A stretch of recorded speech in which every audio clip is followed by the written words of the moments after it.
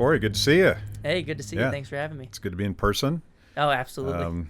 We measured this, and it's precisely 6 feet, and we actually had Dr. Fauci come in and certify that everything was cool. Totally. We got to listen to Fauci. I mean, if we really want to listen to Fauci, we should allow people to go back to schools for in-person instruction, because even Fauci is now saying that children are not high transmitters of the virus, Yeah. and that school reopenings aren't leading to significant transmission in the community.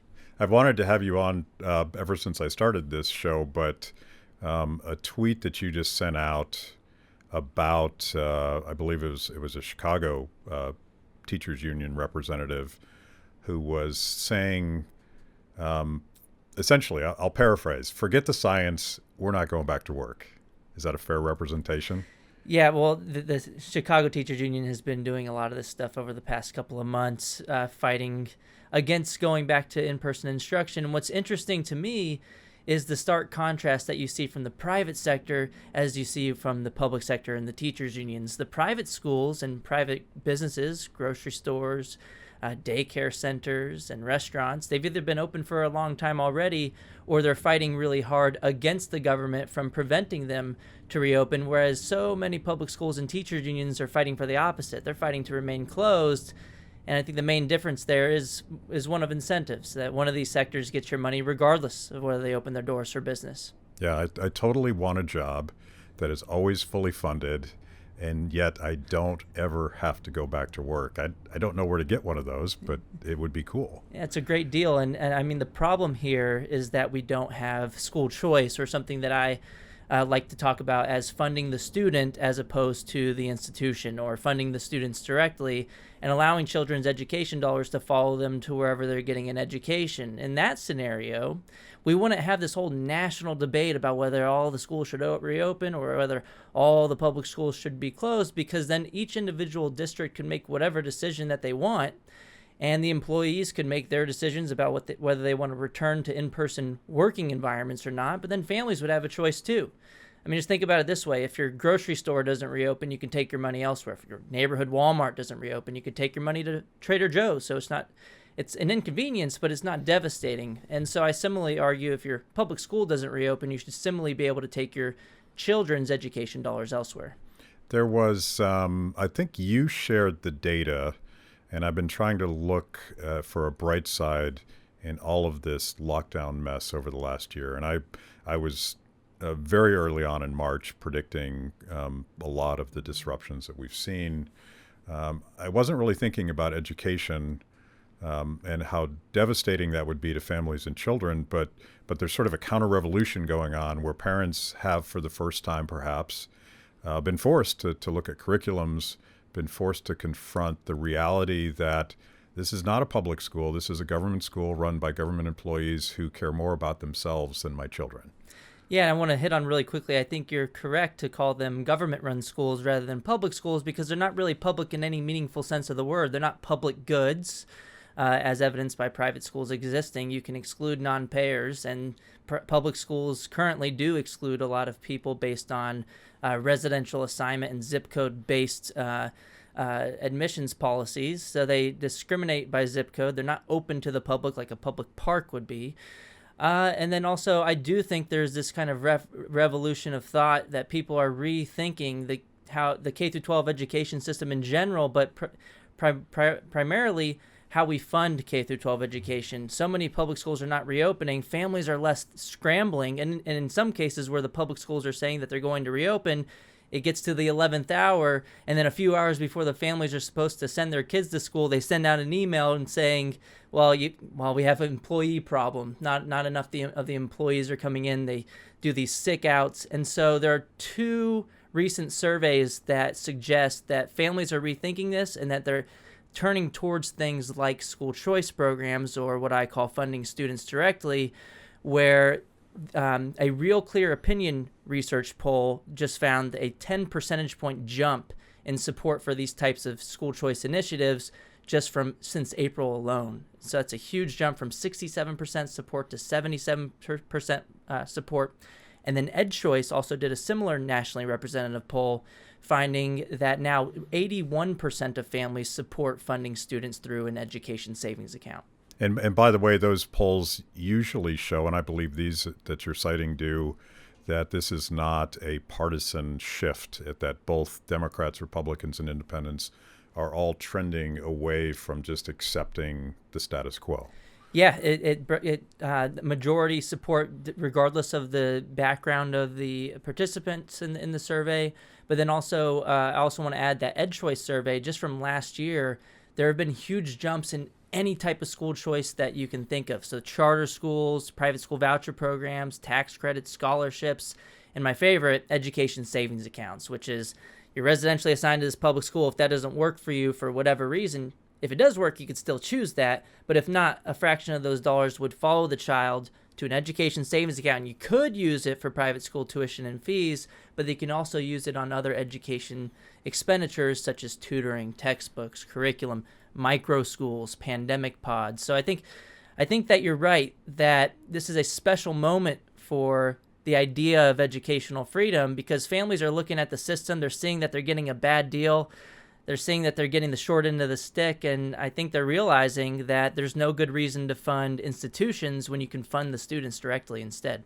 So I want to talk about what specifically parents can do to sort of liberate their kids and get them a place where they're comfortable, that they're learning and they're safe and they're not sort of pawns in this political game. But let's go back a little bit. I think it's important to talk a little bit about what has happened to children over the last year as the government education system's been locked down, because it seems like we're doing permanent damage to not just to their education, but all of the things that would affect a child's development. Yeah, if you look at individual school districts, there's tons of data coming out that the rate of failure in particular classes is going up by a lot. For example, in Fairfax County Public Schools, the rate of failure of students failing 2 or more classes has increased by 83% since last year. And a nationwide analysis by McKinsey & Company estimated that students are learning about losing about 1 to 3 months of learning this year. And then if you look at so many other individual school districts, there are just huge increases in the rates of failure. So students are having problems academically, and there's some evidence to suggest that this is leading to more inequities.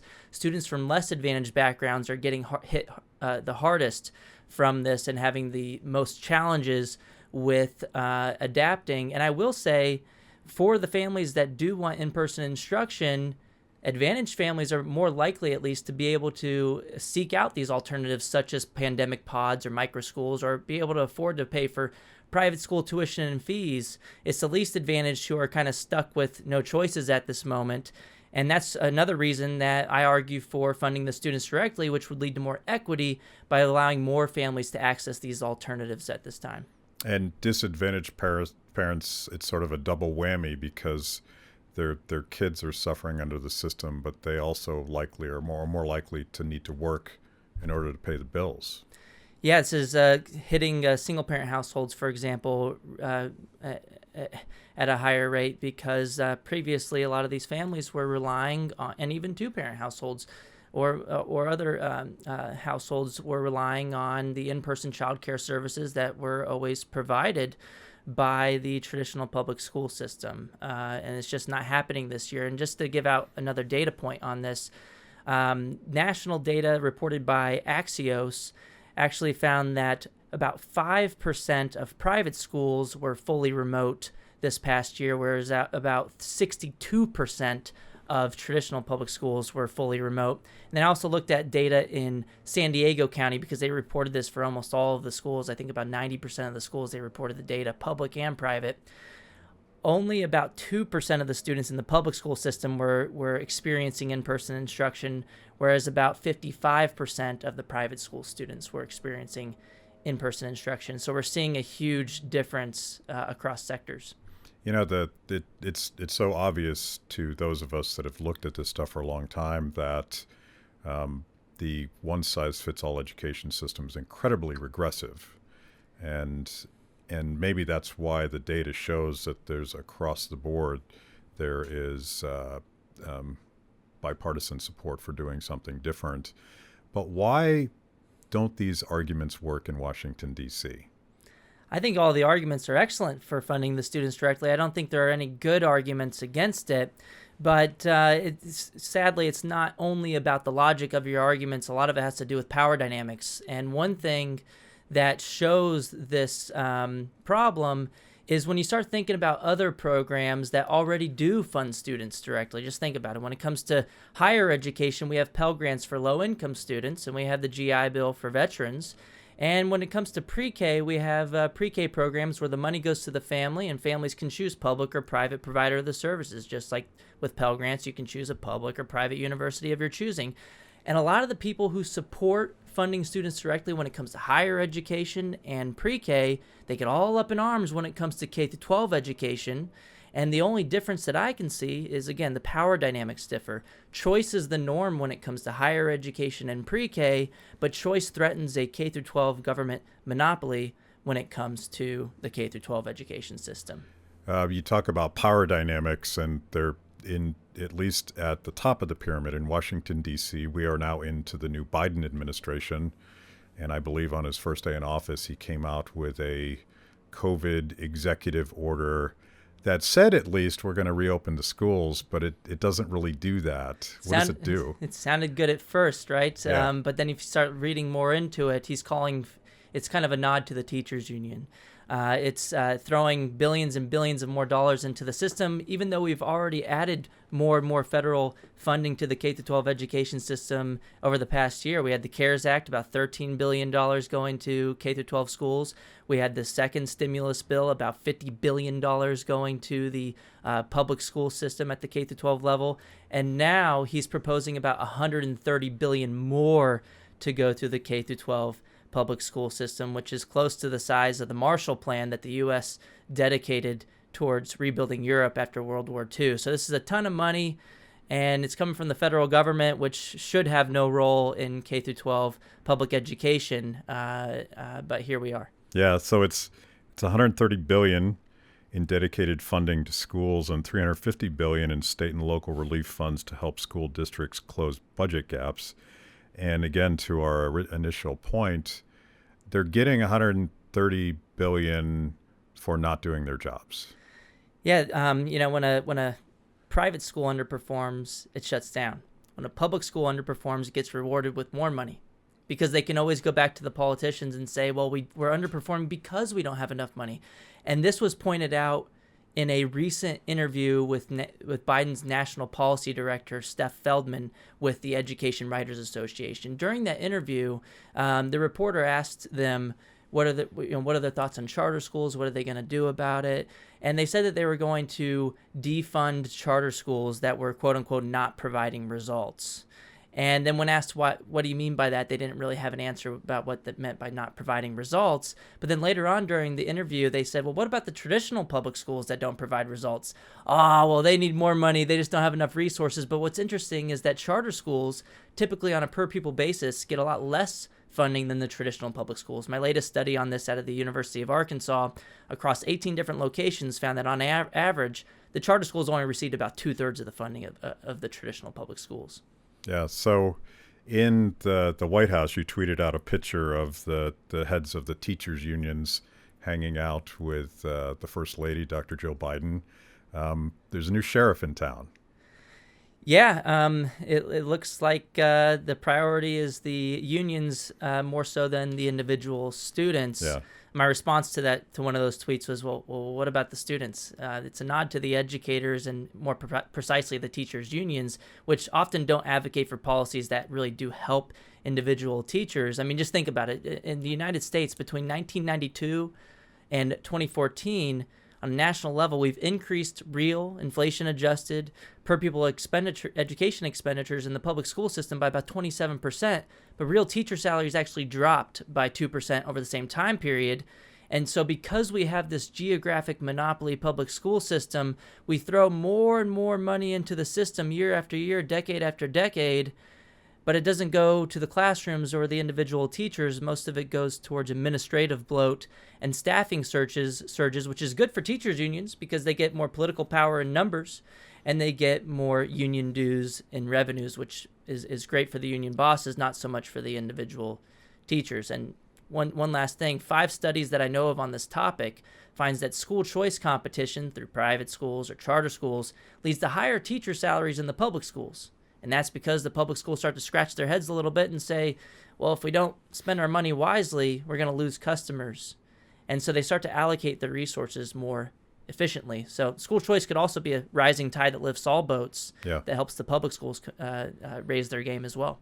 It's, I jokingly, it's a libertarian joke, I call it the education industrial complex, but it probably is the wrong phrase because it actually has the word education in it. It's a machine or a system, or what's the word that you're using to describe the bureaucracy? Institutions or systems, as opposed to funding the students directly. It's sort of an iron locked in political equilibrium where, the people in charge are really don't have any reason to respond. And I found a quote from one of the from Randy Weingarten, who's the head of the American Federation of Teachers. And it's so blatantly political and kind of ridiculous, but she's speaking of Biden's executive order, including the $130 billion. Finally, we have a president who is committed to doing what educators, parents, and students have yearned for since the first week of the pandemic, a real national plan to crush COVID that follows the science and secures the resources to make in-school learning safe. And that's all, as using a political science term, that's bullshit. Yeah, I mean, the in-school learning environments are already safe. When it comes to K through 12 public schools, the schools are some of the lowest risk places, and they're also one of the highest.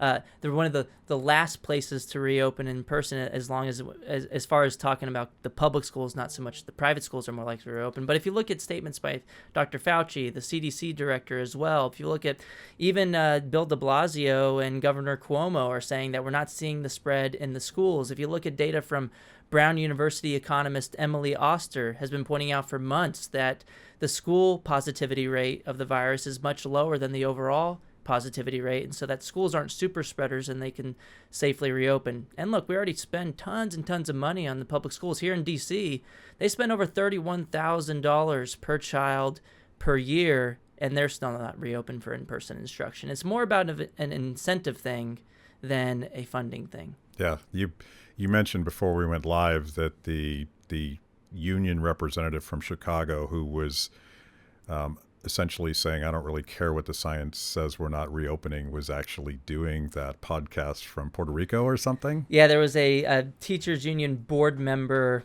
in Chicago, and she got a lot of pushback on this because, at one point during the day she was tweeting, and she has been tweeting this for a long time, that we can't reopen schools for in-person instruction because that's too dangerous, even though most of the science shows. And here's another data point. I gave you enough already. But in case you're not convinced, you listeners, the UNICEF, United Nations, actually put out a study showing no consistent link between reopening schools and the spread of the virus, looking at 191 different countries. But this particular example, yes, there was a person coming out saying, we can't go back to work because it's not safe. But then they were caught tweeting from a poolside in Puerto Rico. So a lot of people thought that was hypocritical because they were saying, well, if it's safe enough to vacation in person, why isn't it safe enough to work in person? Especially when going on vacation requires you to travel, whereas working, you would just stay in your same location in Chicago. Well, the problem is if you reopen the schools in Chicago, she probably couldn't be poolside in Puerto Rico, perhaps. Yeah, I mean, that's one of the problems. And I don't like to question people's motives. I always say this is about incentives. But, I think a lot of people would be more likely to do that if they were in her situation and had the power that she has, and that she would understand that she could still get paid while vacationing or teaching, at least teaching remotely through the laptop. Yeah. So It's hard obviously, to blame them, but yeah. Well, it's like I said, it'd be a good job if you could get it. It just happens to be really bad for parents and children. exactly. And another ridiculous example of this over the past few months, I'm sure you've seen it, is that a lot of the school districts were saying, it's too dangerous to open for in-person instruction, so we're going to do the remote-only learning, but we are going to open the elementary schools, the same schools, for daycare services. And so the schools weren't safe enough for in-person learning, but they were safe enough for in-person childcare services, as if learning causes things to be more dangerous. It just didn't make any sense. And so I started looking more into this, and I started to figure out that what these districts were doing was opening those same places. The teachers were staying at home because they were still getting paid through the compulsory property tax system, but then they had private sector employees coming into the same elementary schools from the YMCA and other child care sectors to provide that in-person services to the child. And so that was great for the employees. The private sector was making some money off of it. The public sector was still getting paid through the tax system. But it's horrible for families, because then they were having to pay twice. They were having to pay out of pocket for these private sector employees to do the same thing that the public sector employees should have been doing all along and had been doing any other year. So it's essentially a form of extortion. Yeah. Families are stuck paying twice. And back to that point, a very regressive form of extortion, because the very parents that can't afford daycare were being forced to pay for daycare so that they could do the jobs that they were doing before the school system was locked down. Yeah, and in some places it did work out to being about double what they would have paid for the school system overall any other year. Yeah. Paying up to $400 a week per student in some school districts. And this was widespread. The first place I saw it was in Gilbert, Arizona, and I was like, you got to be kidding me. This seems unconstitutional, because each state constitution says, at least, that the state needs to provide a system of public schools or public education. And usually any other year you would think of public schooling as being an in-person experience. And so they can't really say that they're providing that if they're not providing the in-person services. But then two, each state constitution says that it has to be taxpayer funded or free. And so they really can't say that they're doing that if they're charging the families out of pocket in addition to what they're paying through property taxes. Yeah. So you and I and everybody I know that cares about education policy have been talking about some form of school choice, allowing the money to follow the children and the parents instead of feeding the system. But certainly at the federal level, I suppose it is a particularly hostile environment for that idea now. And it strikes me that the machine has generally won that fight. Why would we be optimistic that we can change the system? Yeah, so one, I want to say that even when Trump was in office and had Betsy DeVos as the education secretary, and she supported school choice wholeheartedly, we didn't see a lot of progress on that because of the split Congress.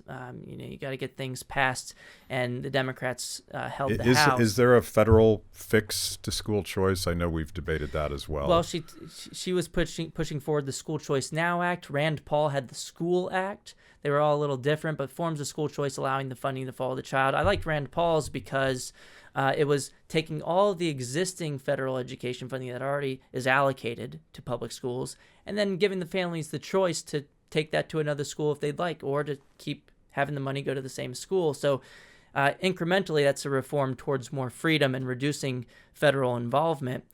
Betsy DeVos had a different proposal, the School Choice Now Act, which was similar, but it was funded privately through a tax credit mechanism, and each individual state had the choice of whether to participate in that, but it didn't get passed because of that split Congress.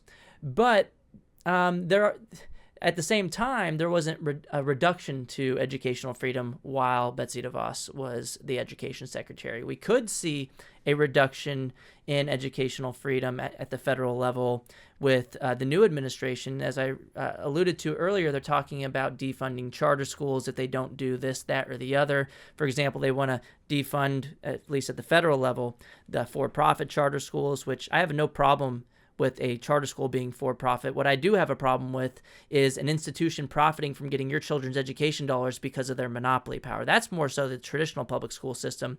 And by the way, only about 12% of charter schools are managed by for-profit entities. But then also they talk about, oh, you got to have a school board or we're going to take your federal funding away. So there's a lot of things that they can do to reduce the amount of funding going to charter schools or other types of school choice options. And they could also try to get rid of the DC voucher program. That's a federal district serving low-income families here in DC that they could do a lot of damage to that program. But I do have optimism for school choice going forward, and I've actually floated the idea that 2021 could be the year of school choice because of what you talked about earlier. People are seeing that there's no good reason to fund the system when you can fund the students directly. And just in the last month alone, in January, about 12 different states, legislators have proposed legislation to fund the students directly.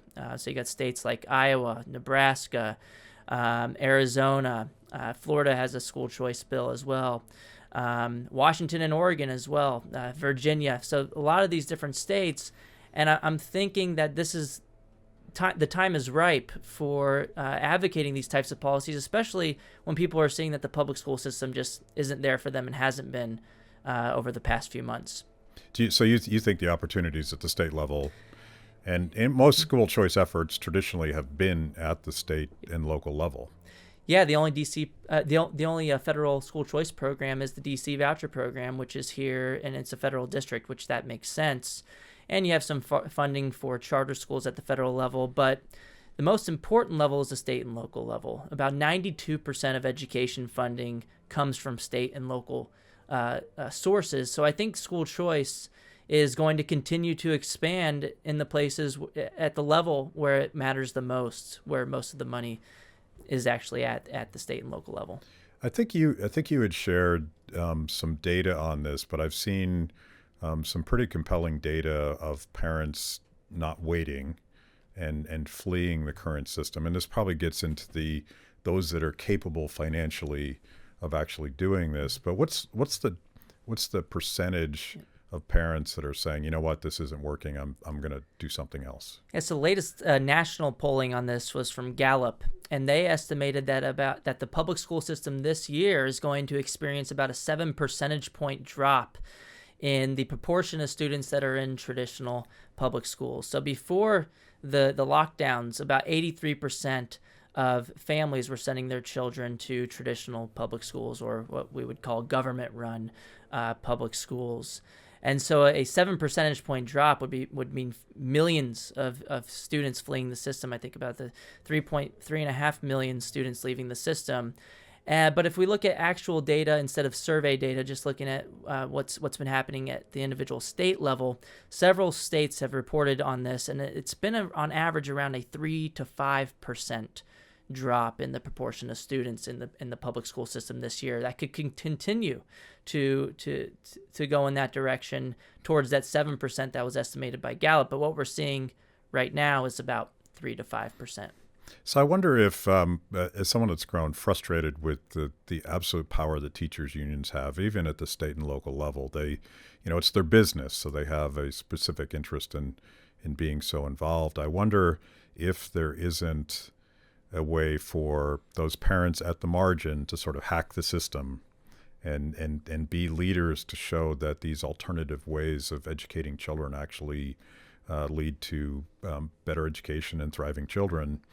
There is this have and have not thing, mm-hmm. which is frustrating that we'll see the Democrats who love to talk about haves and have nots actually infers that. But talk about the hacking for if a mom is watching this and mm-hmm. she's pulling her hair out right now, she needs an alternative and she's willing to pay the price for that. Where does she go?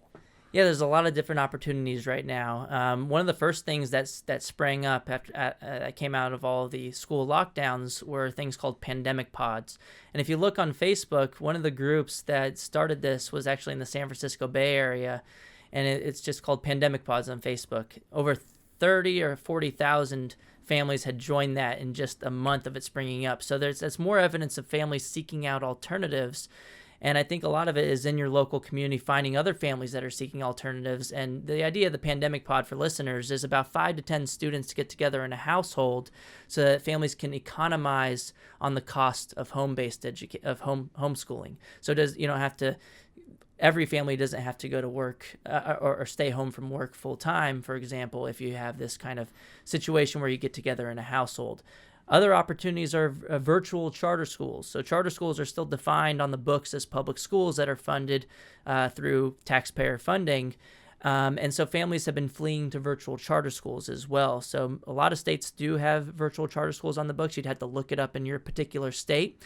But there was action from the teachers' unions when all of this started shaking up in places like Oregon, Pennsylvania, and Pennsylvania, where in Oregon, the Wall Street Journal actually reported that thousands of families were blocked from switching to virtual charter schools because the Oregon Education Association lobbied to the government to make it illegal to switch to a virtual charter school in order to protect their monopoly. A similar thing unfolded in Pennsylvania, where the Association of School Administrators out there lobbied for the same thing, to make it illegal to switch to virtual charter schools. But successfully? they got the next best thing. They didn't they didn't make it illegal. It was technically legal to do so, but they got it to where if the students switched out of the traditional public school, they wouldn't lose any money for doing so. And the virtual charter schools wouldn't get the resources for educating the child. So while it was technically okay for them to do so, I mean, this is actually might be a better. So this might be even better for the teachers unions in that they get to lose the students and then keep the resources, whereas in Oregon, they were just lobbying to make it illegal altogether. But California did something similar to Pennsylvania. The money wouldn't follow the child to the charter school. So a lot of the charter schools that had already admitted hundreds of students were having to put them back on the wait list because they no longer had the resources to cover the education of the children because of that rent-seeking behavior from the teachers unions and other groups. Again, haves and have-nots. This is a problem for families that can't afford the private school tuition and fees. I mean, this type of rent-seeking behavior leads to inequities by forcing families that don't have the resources into a system that's not working for them, and this year into a system that's not even open for business, which is a huge problem. And I think a lot of people are seeing this. This might be one of the only silver linings of the pandemic, that people are looking at this situation, seeing that there's an uneven power dynamic. There's a huge power imbalance, which is the main problem with K-12 education, this imbalance between the power of the teachers unions and the public school monopoly and the power that the families have currently, which is not very much. They can kind of complain about things. They could get up and move to another school district, but that's very costly. That's high transaction costs. They can pay out of pocket while still paying for the public schools through the property taxes. But again, the least advantaged families are in the least well positioned to be able to access those alternatives. But you asked for other solutions as well. There are states that already do have forms of private school choice and other systems that fund students directly. So if you look at edchoice.org, it's a think tank that tracks all of the school choice initiatives in your state. So you can click on your state and see if they have a program that's available for you to have the money follow the child to a private provider of educational services. The pod of parents sort of, and I assume that somebody just came up with this idea and it's sort of caught on. Was it an idea developed by wonky types like you, or is it just parents desperately trying to fix a problem? I think this is one of the greatest examples of spontaneous order. So if you're an economics professor trying to teach free market economics, I'm sure a bunch of them going forward are going to point to this example where families, when faced with a problem that isn't being solved by the government, i.e. in-person instruction for their children, they're going to find solutions very quickly. I mean, you look at that Facebook group, just in like a couple of weeks, they had thousands and thousands of families seeking out alternatives. There was another Facebook group called Learn Everywhere, tens and thousands of families seeking out helping each other with just tips and tricks about how to homeschool and how to form these pandemic pods. You had companies sprouting up to meet the needs of individual families, to help them match between the educators and the students to form these pandemic pods. But this isn't a completely new phenomena. The name pandemic pods is new, but we've had micro schools, which are the basic idea of the one-room schoolhouse for a long time in the United States and elsewhere around the world. Families have been getting together and educating their children in homes for thousands of years. So, this has happened for a long time, but the need was really there this year that led to families seeking out these alternatives. Yeah, you probably know about the revolution in India. I think they're called budget schools, where localities, and it's usually some mom that starts up a school that is typically unreachable by the horrific government system in India. So they had to fight to make that and keep that legal for parents to actually take responsibility. But I love that because I talk about hacking the system and that top-down solutions. I mean, I'm more and more skeptical of top-down solutions because of the iron rules of politics. But if parents are allowed to do that, it solves a fundamental problem that I've heard from some of my colleagues who happen to be moms. And they're like, I can't do this alone because they have jobs. And their boss insists that they show up at work at Free the People. So there's something like this as a version of unschooling or a version of homeschooling where they can share the burden. To me, that makes a lot of sense. Yeah, and I think another silver lining of the pandemic this year is people are rethinking the messed up system we have with K through 12 education overall and how we fund it. But a lot of families got a taste of homeschooling in one form or another. Some people will say, "Oh, well, it's not true homeschooling if you're doing the public schooling at home. That's not the same thing as a true, free, unrestricted form of home-based education." But it's something, and because more people had experience with that, I think public perception has gone up in regards to homeschooling. And so EdChoice has done surveys on this every single month since last year, and they're consistently finding that families, the question was, based on your experiences with home-based education as a result of the school shutdowns and COVID-19, how have your views on homeschooling changed since before the pandemic? And families are now about twice as likely or more than twice as likely to say that they now have a more favorable view of homeschooling than they were to say that they now have a less favorable view of homeschooling. Yeah. So the perception is going forward. That could lead to fewer calls for regulation of homeschooling going forward because it's not so much of a scary thing for so many people now since they've all had some kind of experiences with home-based education. And so I think that's another one of these things that I'm optimistic about. So a lot of people talked about the very famous singer Billie Eilish, and she and her brother, who is her musical partner as well, were unschooled or homeschooled. I don't know what she refers to it at. But I think one of the other things that we might learn in this process is how rigid and one-size-fits-all and intolerant to the special abilities of your child the current system is, because some of it, just like when you actually try to march them through that regimented process, parents are like, this is stupid. This is not what my child needs. Yeah, I mean that's another one of the main problems with K through 12 education. One of it's the power dynamics and the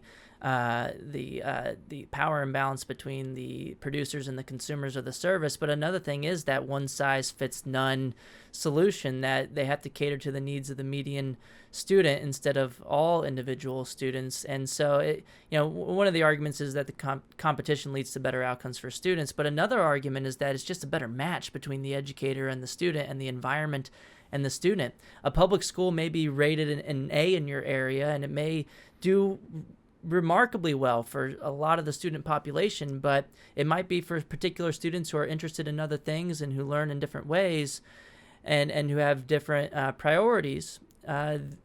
They may do better in a home-based setting or at another public school or another private school or a charter school. And so a lot of people in the school choice debate will say, if you're pro school choice, that means you're anti-public school, to which I respond, does allowing families to shop at whatever grocery store they want mean that you're anti-Safeway?